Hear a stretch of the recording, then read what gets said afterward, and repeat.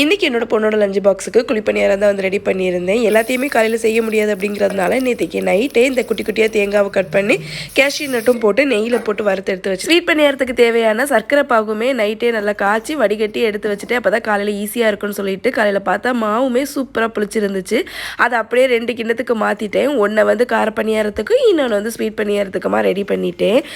மாவு வந்து அரைக்கும் போது கொஞ்சம் கட்டியாக அரைச்சி வச்சுட்டு அதுக்கப்புறமா தேவைப்பட்டால் கொஞ்சோண்டு தண்ணி சேர்த்து கலந்துக்கோங்க. அப்போ தான் கரெக்டாக இருக்கும். கார பணியாரத்துக்கு வந்து வெங்காயம், பச்சை மிளகாய், கருவேப்பிலை இது மட்டும் தான் சேர்த்து வதக்கி சேர்த்து அதை வந்து மாவு ரெடி பண்ணேன்.